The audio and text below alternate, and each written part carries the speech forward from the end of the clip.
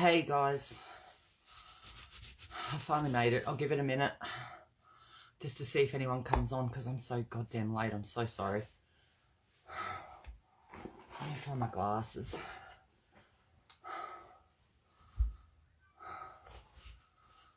God, it's only 9:05 here. What a freaking morning.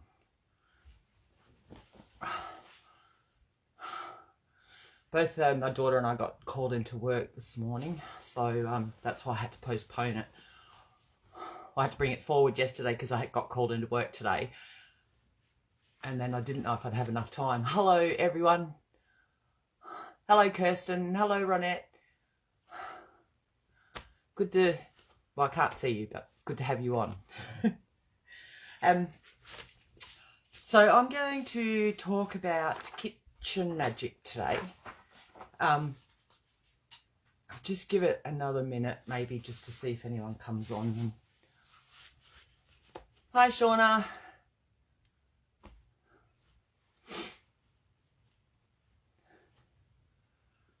Oh, sorry, I got home and had a quick shower, got ready for work, because I've got to start at 10:15, so hopefully this won't go too long over. Oh, thanks, Ronette. All right, so I'm going to make a start so we can get a move on. Not that I want to go to work, but I have to. So we're going to talk about kitchen magic today. Hey, Sarah Lee. How are you? Good? So, kitchen magic. What is kitchen magic? It's any form of witchcraft done in the kitchen. And you don't have to be a kitchen witch to do kitchen magic as such. Because I'm certainly not a kitchen witch. I'm not very good in the kitchen. That's another story. So I wanted to kind of break this down into three areas.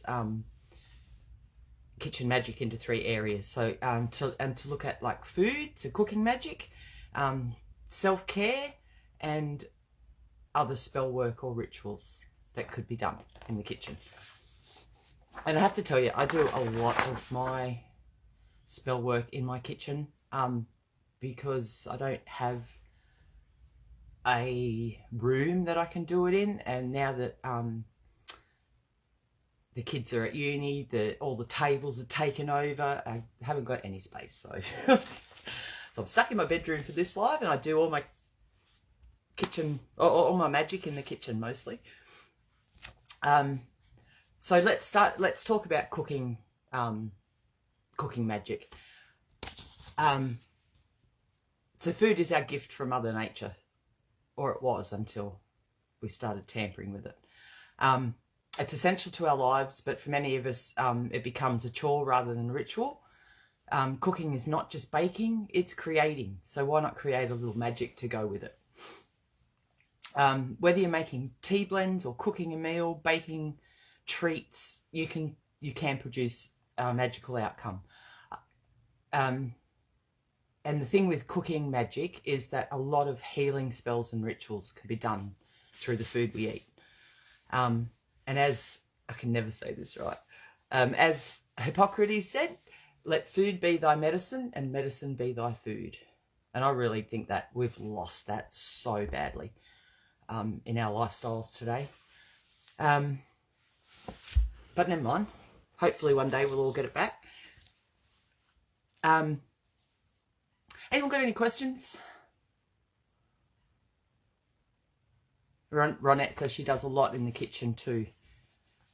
It's a good place. Well, I find all my herbs and that are there, and I've got older kids, so they know what they can and can't touch as far as poisonous herbs and things like that. And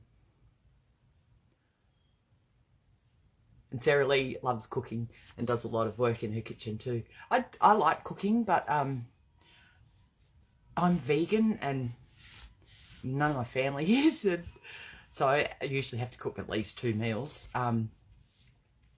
They try some of my meals, but they're not convinced yet, so I don't know how to tackle that one yet. Anyway, let's move right along.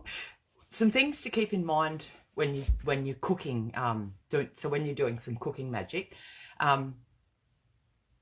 is what's your purpose behind the cooking? What's your intent? As Kathy would say, intent is everything. So be clear with your intent and say why you're adding your certain ingredients, such as I'm adding this turmeric to keep disease out of my body, or you could say I'm adding this turmeric to keep my body free from disease, or something like that. So you're giving it intent as you're adding it into your food. Just like we have our ritual tools,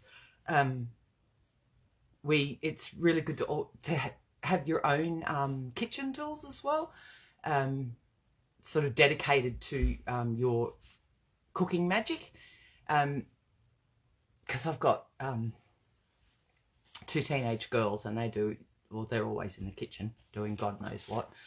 But they know that the knives in the 3rd drawer, they don't touch. They're mine. All the other knives they can go to town with, but the stuff in the 3rd drawer is mine, and you don't touch it. And with having your own like ritual cooking utensils, respect them like we do our altar tools as well. So, keep your knives sharp and cleanse them before you use them. Do the whole ritual stuff that you do when you're doing other magic. Treat your kitchen as a sacred space. Clean or cleanse it before you start. Burn your incense while you're cooking. Light a candle that goes with whatever intent you might be trying to put into your food. Cast your circle, or your protective bubble, or your sphere, or however you put your protection around. Try not to cook when you're angry or tired or sick or just feeling out of sorts, as we can allow that negative energy to spill over into our food and our ingredients without even sort of realizing it. So if you're going to cook something with intent, cleanse yourself, ground yourself, get yourself clear before you try it. Stir in clockwise position to bring your intentions in. And if you're doing any kind of banishing or ritual cooking, banishing or cooking, then you would stir in an anti-clockwise to banish it, to get rid of it. But I'm sure you all know that. Just like crystals have their energies, and that you can feel that energy when you hold it, food also has an energy. And we should be able to feel that energy from the food. So if you've cooked a meal, or put your hand over it and see if you can feel that energy. If you can feel energy from crystals, you should be able to feel it from the food. And if you can't, do we really want to be putting that into our bodies? So just a little something to think about.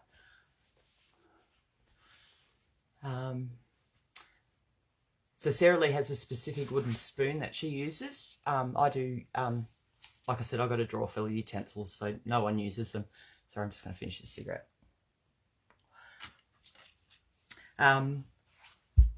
And the last point I've got for this one is to know your ingredients and their properties. Make sure your ingredients are matching your intent. And I've got a little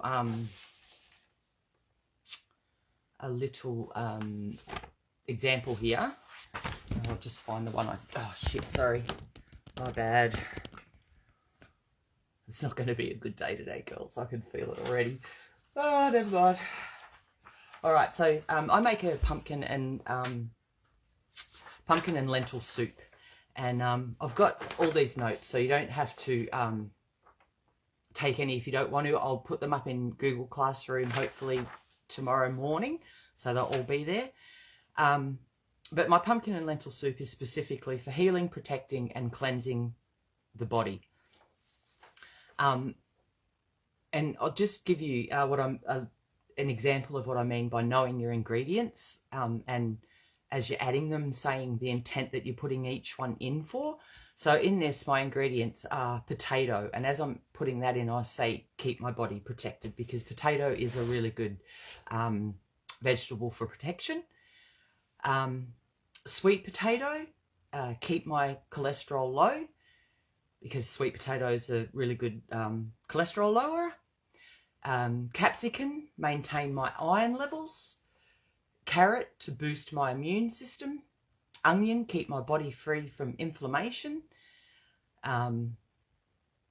Lentils, protect my body from disease. Garlic, protect my body from disease. So that's kind of what I do as I'm adding each ingredient. And I'll put this up in Google Classroom so that you can have a look at it too, because it's got the ingredient and then what the intent is for that ingredient. So I'll put that up so you can kind of see what I'm blabbering about. I hope I'm making sense so far. Probably not, but I've got a few resources that I'll show you later as well. So does anyone have any questions? Do you have a specific herbs you like to use? I do, and I didn't say the herbs in this. So, I use a lot of turmeric and garlic. Turmeric is a really good inflammation fighter in your body. And rosemary and thyme are a lot of the ones I use in my cooking. Thyme's really good to keep your body protected from infections. So is rosemary. And yeah, turmeric and garlic is, yeah. So they're the 4 main ones that I use a hell of a lot of in my cooking. I hope that answered your question.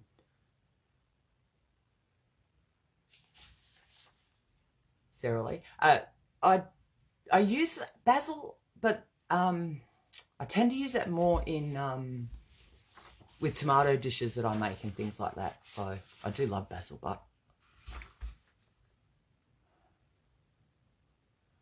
oh, that's okay, Serenity.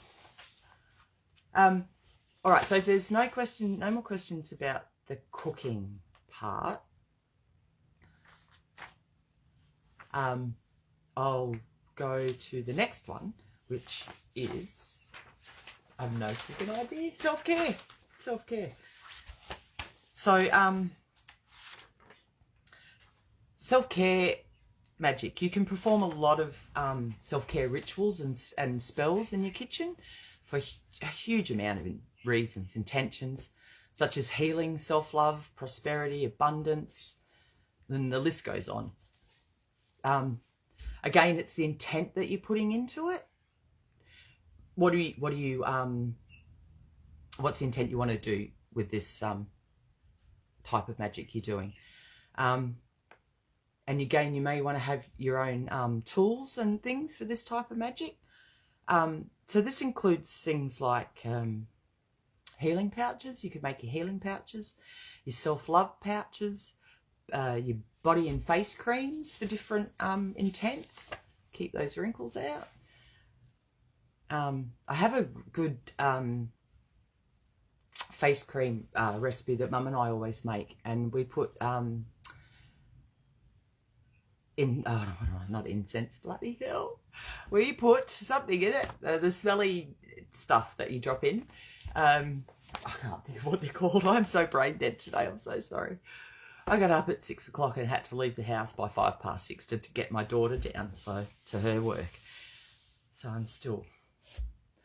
So you can make things like your bath satchels, healing and ritual soaps, hair care. And I've got a little recipe here for a nettle hair rinse. I was going to say about the oil, the face cream. I'm actually going to do a live on and show you how to make that one later, so I won't get into that one today. But the nettle hair rinse, it's really, it's lovely. I've got some in the fridge. I keep it in the fridge and just take it in and put it in my hair when I wash it. So you need a cup of nettle, cup of boiling water, and a glass bowl. And as you're adding the nettle into the bowl, you say, I add this nettle for healthy, shiny hair. And when you add the hot water, you say, I add this water for healthy, shiny hair. And you just cover it and let it sit overnight or throughout the day. So you need it to sit for around 8 hours. And then when that time's up, you just put it through a sieve. And you discard the leaves of the nettle. You can discard them however you want. You can put them out. I usually just put them in one of my pot plants because they've still got nutrients and things that they can help that plant with. So you wash your hair with your shampoo and conditioner and you rinse it thoroughly, and then you pour the nettle blend over your scalp and hair and you massage it in a clockwise motion while picturing and saying, oh, you don't have to say it, but just picturing your hair to be healthy and shiny, and leave it in for a couple of minutes and then you rinse it out. And I've done that over a week and my hair is so, it's not at the moment, it's wet and put up, but it's so soft. It's very grey, but it's so soft. Essential oils. Thank you, Renette. That's it. Yeah. So again, I'll put this up in Google Classroom, and if you want that recipe.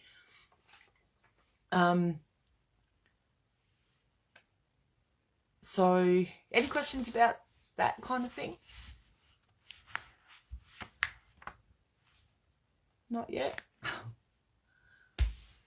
And if you've got any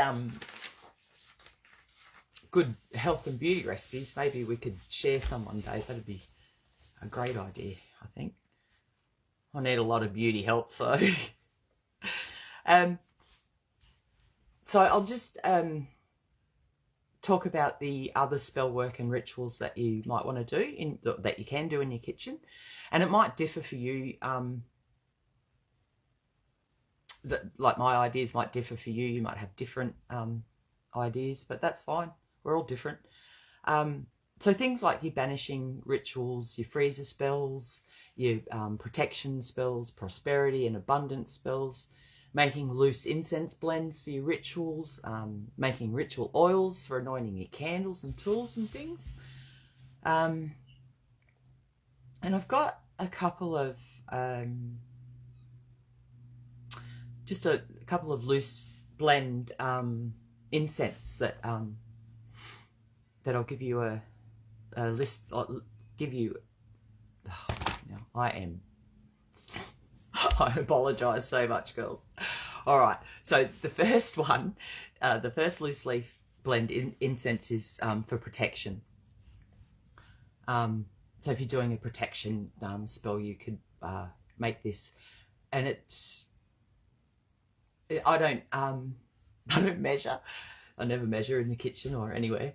So I just put in what I think. So you could do the same, or you could measure in parts. So you need all you need for that is a bit of chamomile, some rose petals, cinnamon, juniper berries, lavender, and some star anise. Crush your juniper berries a bit and your star anise. Just give them a bit of a crush to bring out the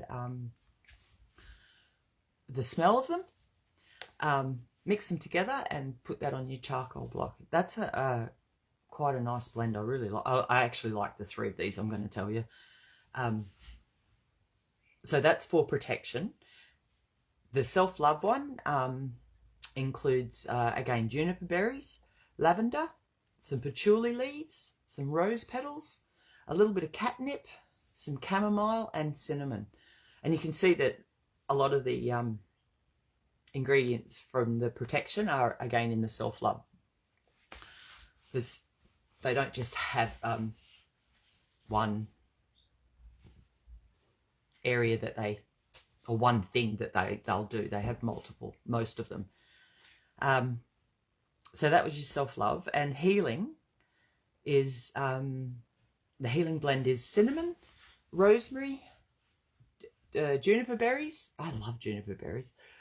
Rose petals, thyme, and some nettle.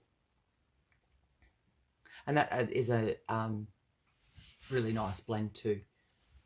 So that's all right, Sarah Lee. I'm just rambling anyway, I think so. But as I said, I'll put all this stuff up on Google Classroom, so you can just print it off and add it to your boss or whatever. Read over it so it actually makes sense instead of me blabbering. Let me just get rid of that. So I've also got a car protection jar or pouch spell, but I won't read that. I'll actually put that one up for you to have a look at and see if you'd like to try that one. I've got and I realised I've made all my friends one. I'd made myself one. My stepdaughter one. Well, she actually made her own with me, but and the other day I realised I hadn't even made my poor husband any, and he's got a motorbike and a car, so I made him one for each. I made him a pouch for his bike that he keeps in his bike jacket, and one for his car in a jar that he hangs. God love him. Now that's about all I've got on the actual information on Kitchen Magic. So do you have any questions or anything? And I'll just show you a few resources. As I said, Kitchen Magic doesn't mean that you are a kitchen witch, and it doesn't necessarily mean that you're a green witch. It just means that you're doing magic in your kitchen. So there are a lot of different books that could help with that. Things like The Green Witch, which she's got all the different herbs and woods and so much information. And I think a lot of you have already got that one. So that is a really good book to get to know your ingredients and things. I've got a couple of herb books. I don't know if these will show up, but this is a Encyclopedia of Herbs. It's it's not a bad book. It's got a lot of herbs and how you'd prepare them for cooking and things like that. So it could be really good to help you with your cooking.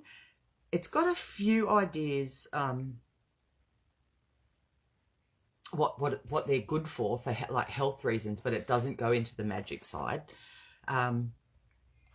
But it gives you tips on how to dry it and things like that. So that's not a bad book, the Encyclopedia of Herbs. Elizabeth Lambert Ortis. But I'll take photos of these and put them in the Word document and put it into Google Classroom as well, so you can see it. It is a good book, Renette. I've got a lot of stuff out of it. This one, I love this one. This one's called the Herbal Encyclopedia by Brenda Little. They're quite old books too, I believe. So, because I got this one from my mum. So, this one, every time I pick it up, I learn something new. It is a brilliant book. It goes through, it even gives you garden layouts, like things like that in it for herb gardens, and talks about growing them in pots and containers. And then it goes, talks about herbs that repel insects, so all the different uses they are. Goes into drying, different drying ways. It is a brilliant book. Then it goes into, it gives you different recipes to make some, like a herb pillow, even making scented candles, lover's incense, dough incense. Never tried that one, but I have to have a look at that. Then it goes into different herbs, and actually tells you how to make tinctures and herbal teas, and it is a brilliant book. So I would suggest that one. I've got lots of herb books, but this one's not too bad. The Herb Bible, the New Herb Bible, which I still believe it's pretty old. And I picked this one up from work. It's just a magazine, The Healing Garden, and it's fantastic. It's really good. It goes through not all the herbs, but quite a lot, and it gives you a lot of the healing properties of them. So, and I guess when you're doing cooking magic, that's what you're looking for, the healing properties and what you need and what you want to add for all that healing. These are brilliant books. Scott Cunningham, absolutely love his work. The Encyclopedia of Magical Herbs is a really good book. And I got this one about a month ago, and I love it. Wicca in the Kitchen. It is Wicca, but it goes through so much. It's got, and this is where I've been getting all the information about the veggies and things like that. And this is more of the magical side, the magical properties. So you could use this as well as one of the herb books like this one to know what the healing properties are, if that's what you're looking for. Wouldn't it be nice if just one book had all our information? Not going to happen. Or maybe one day.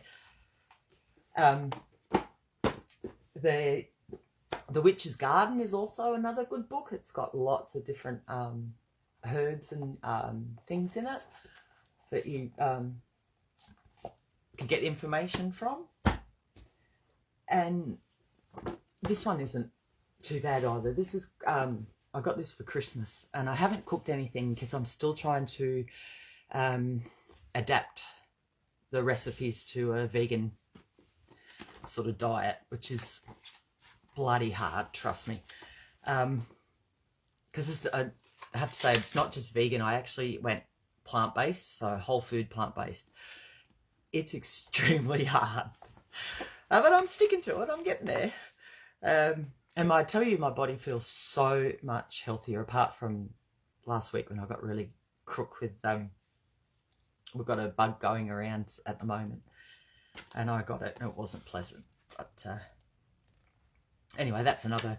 This one is a good book because it goes through. She's adapted this from this book, so she's actually used Scott Cunningham's book as a resource, and she goes through and tells you she gives you lots of recipes, and they're for different. So she's got for the Sabbats as well. There's, I've just turned to this one. There's hand fasting cake. So if you're doing any hand fasting ritual or anything like that, it's a good book. If you are interested in that kind of thing, cooking for your Sabbats and things like that, that's got quite a lot of good recipes and good information. And that is about, just read some comments. Which one, Sarah Lee? The encyclopedia. Oh, you mean this one, the herbal one? Is that the one you mean?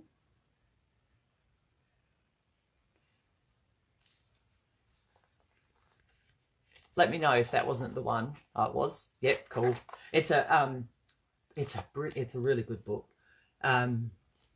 It's called the Illustrated Herbal Encyclopedia, and it's, I can't read upside down. I used to be able to. Brenda Little. It's very purple cover with two bottles. One says lavender water and one says lavender vinegar. So yeah, it's really informative. Really, really, I learned so much from this book. And as I said, every time I pick it up and flip to a page, I actually learn something new. So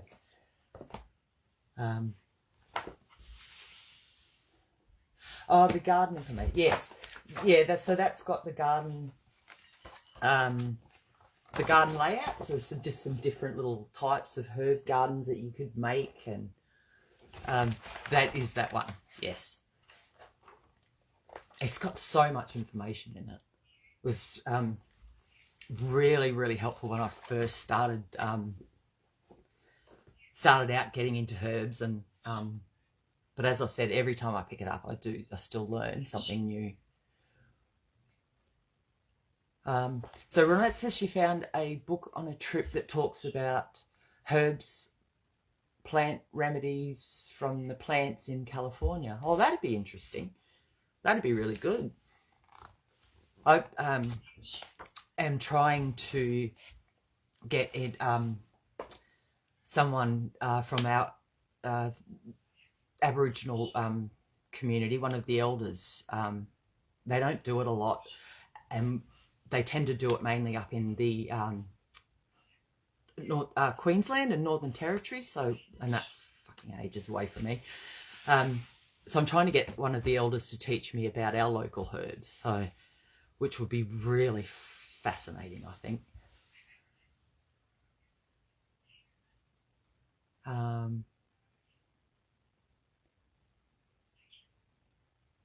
You have your special book your son found. Oh, is that your sorry, Ronette, you're replying to Sarah. So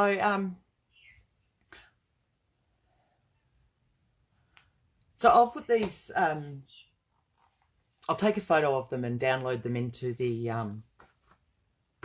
Word document that I typed up, and put them into Google Classroom. I hopefully will do it tonight after I get home from work, but I've got to go. I finish at 6, got to go down and pick up my daughter, so I won't probably get home till about 8:30, 9 o'clock, which I have no idea what time that is for you girls. Some ridiculous time in the morning, probably. So I'll get all that information up for you to have a look at. Is there any questions? I'm so sorry, that was quite quick. All right, well, that's okay. I type all my notes, so I know what I'm saying most of the time, and then I get tongue-tied. So I'll put all that up there. And if you girls haven't had a look into the Google Classroom, the code that you'll need is on our main page, so in the guide. So just have a look for that. There's heaps of I think all the lives I've done are in there. So yeah, all the information's there. If you want to have a look and print it off, that's purely up to you. All right, lovelies. Oh, thank you. Thanks, girls. I do enjoy doing this. I just wish I could retire so I could put more time into it. All right. Oh, good. I'm glad the code always pops up, Ronette. So you've obviously been in there, then that's good. I hope it's useful, me putting up all the notes. I type them up anyway because I put it into my boss. So, all right, lovelies. Well, you have a great day. Blessed be. Thank you, Ronette. You too. Or you have a lovely night. Sorry. And I'll see you all soon. Blessed be. Bye.